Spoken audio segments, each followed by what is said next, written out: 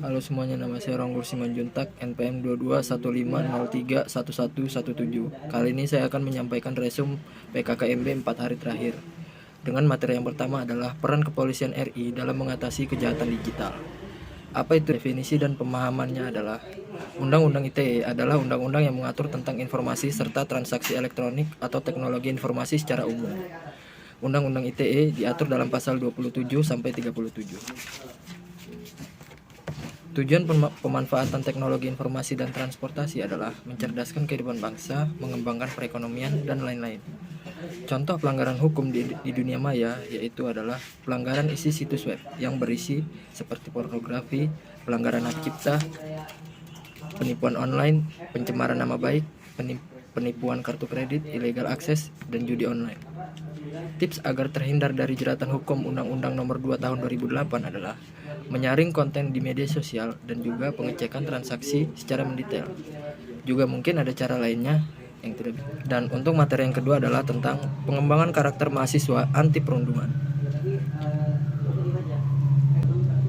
Definisi dan pemahaman dari bullying adalah suatu tindakan atau perilaku yang dilakukan dengan cara menyakiti dalam bentuk fisik, verbal, atau emosional psikologis oleh seseorang atau kelompok yang merasa lebih kuat kepada korban yang lebih lemah fisik ataupun mental secara berulang-ulang tanpa ada perlawanan dengan tujuan membuat korban menderita.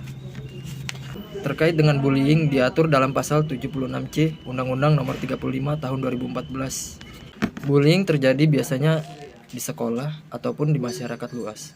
Jenis-jenis bullying biasanya terjadi pada kekerasan ataupun mental. Dan juga ada fenomena patologi sosial. Juga ada materi yang sangat penting yaitu penguatan karakter mahasiswa. Juga ada materi penguatan karakter mahasiswa yang terdiri dari poin-poin yaitu adalah tujuan dari pengembangan karakter, peran dan fungsi dari karakter lokal, menjaga dan melestarikan budaya Indonesia. Untuk PKKMB hari kedua, materi yang pertama adalah Merdeka Belajar, Kampus Merdeka. Tujuan dari Merdeka Belajar, Kampus Merdeka adalah satu, mendorong proses pembelajaran di perguruan tinggi yang semakin otonom dan fleksibel. Yang kedua, menciptakan kultur belajar yang inovatif, tidak mengekang, dan sesuai dengan kebutuhan mahasiswa. Untuk materi yang kedua adalah kesadaran lingkungan hidup, manajemen risiko, dan kampus sehat.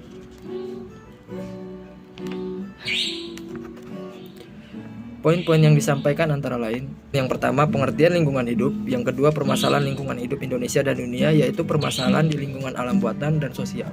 Untuk yang ketiga pengelolaan lingkungan hidup, menjaga kelestarian bumi, contohnya 3R, reduce, reuse, recycle, dan juga mengelola sampah.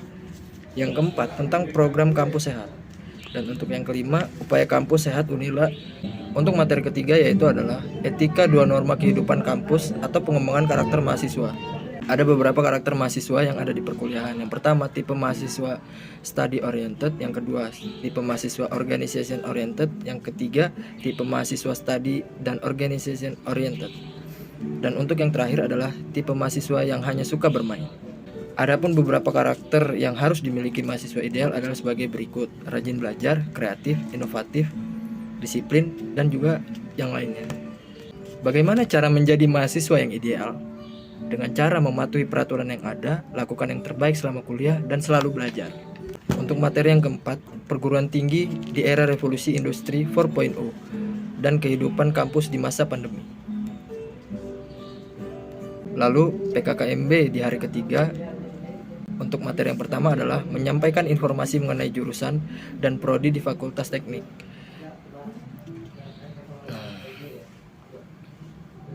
Jurusan di Fakultas Teknik ada 7, yaitu Teknik Sipil, Teknik Mesin, Teknik Elektro, Teknik Kimia, Teknik Geofisika, Arsitektur, dan Teknik Geodesi. Materi yang kedua adalah tentang sumber daya manusia yang ada di Fakultas Teknik. Fakultas Teknik mempunyai 189 dosen, 6 guru besar, presentasi dokter berada di 30%, dengan dosen-dosen lulusan dalam dan luar negeri, serta 128 tenaga pendidik. Untuk hari keempat PKKMB, tingkat jurusan dan prodi, terdapat 3 materi. Yang pertama, pengenalan himpunan mahasiswa jurusan Teknik Elektro Universitas Lampung atau Himatro Unila. Yang kedua, profil program studi S1 Teknik Informatika Universitas Lampung. Ketiga, perkenalan jurusan Teknik Elektro Universitas Lampung. Sekian video resume PKKMB 4 hari terakhir. Terima kasih.